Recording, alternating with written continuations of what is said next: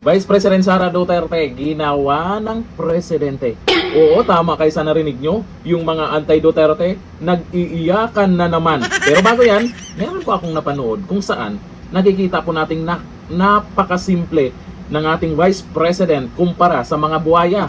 Ito ang video. Shopee! Sakto ba? Shopee! Oh, sa Shopee lang, masaya na si VP Sara. Pero yung mga buhaya, ewan ko lang kung magkano yung mga sinusuot nila. O eto, presidente na si VP Sara. Sa post po ni Madam Aiko Melendez. Dito sa post niya, nakikita po natin ang mga magagandang picture nilang dalawa. Mukhang pumayat si Aiko Melendez ah. O eto, sa post po ang sabi, nagkaroon ako ng pagkakataong bumisita sa opisina ni Madam President Inday Sara Duterte. Teka, nagkamali lang ba dito si Aiko Melendez sa post niya o sinadya niya? Kasi ilang oras nang dumaan, no, hindi pa rin niya binago yung post niya. Madam President talaga ang nakalagay dyan ha.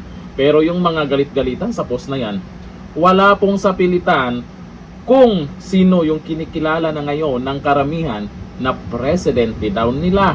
Hindi na nakapagantay ng 2028, si VP Sara na ang gusto nila. Walang sapilitan, di ba?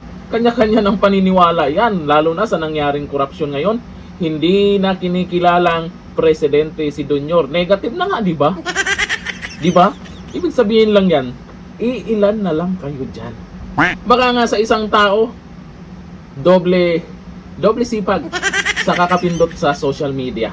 Para magkokunwaring marami sila, gagawa ng maraming account, maraming trolls. Libo-libong trolls. O, di ba? Inamin nakaraan yan. Di ba? O, eto, tuloy po natin. At magkaroon ng isang makabuluhan at taus-pusong pag-uusap, isa sa mga labis kong hinangaan ay ang kanyang pagiging simple at mapagkumbaba. Napaka-accommodating niya. Walang arte. Totoo. At bukas ang loob. Nakatagaan ng pakiramdam na makausap ang isang leader na marunong makinig at may malasakit. Yung iba dyan, ewan ko lang kung nakikinig sa sigaw ng taong bayan.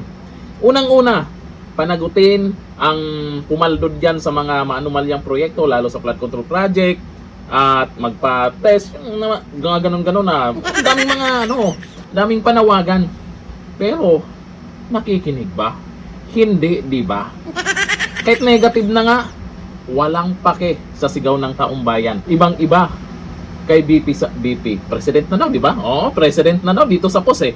Maraming salamat sa oras, sa mga pananaw na ibinahagi at sa isang makabuluhang pagkikita. Salamat sa iyo, oras po. Makakaasa po kayo na patuloy na aking respeto at paghanga po. Naku, mayroon na namang mga inggiters dyan. Huwag kami. Kahit anong gawin nyo, ang mga organic na nakasuporta sa mga Duterte, lalo nang dumami. Akalain mo ba naman, noon, kaliwat kanan yung paninira nyo, may pa-impeach pa kayong nalalaman. Pero habang tumatagal, nagkaalaman kung sino talaga ang mga kurap dyan. Nagkaalaman kung sino talaga ang pumaldo dyan. Nagkaalaman kung sino ang mastermind dyan.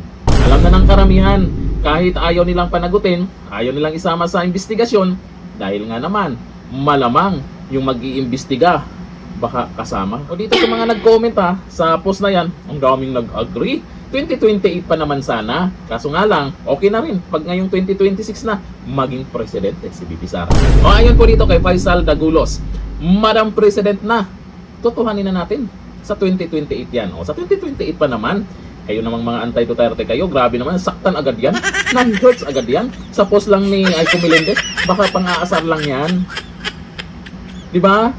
Kasi talagang maraming takot na maging presidente si VP Sara. Ngayon, siguro, tinesting po ni Aiko Melendez. Ewan ko lang kung baka nagkamali lang siya.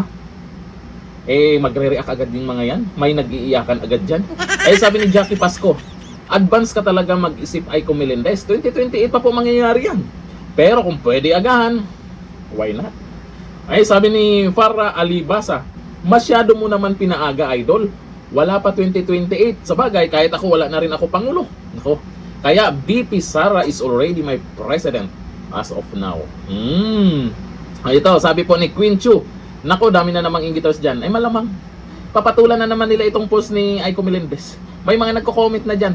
Paulit-ulit na comment. At pag chinek nyo po yung account, nakalock. Minsan yung iba kakagawa lang, dumodoble kayod na yung mga trolls ah. Libo-libong mga trolls. Libo-libo yan sila. Yung trolls, libo-libo. Yung mga nag-operate, ilan lang kayo. Kailangan nyo mag-double time. Kasi naman, pagdating sa survey, hindi kayo kasama. Kaya negative nga, di ba? Sa social media, bawi-bawi kayo. Galingan nyo. Galingan ang paninira nyo. Kasi naman, pag isang Duterte maging presidente, kawawa kayo. Mawawalan kayo ng trabaho. Hanggang dito na natin. Bye-bye.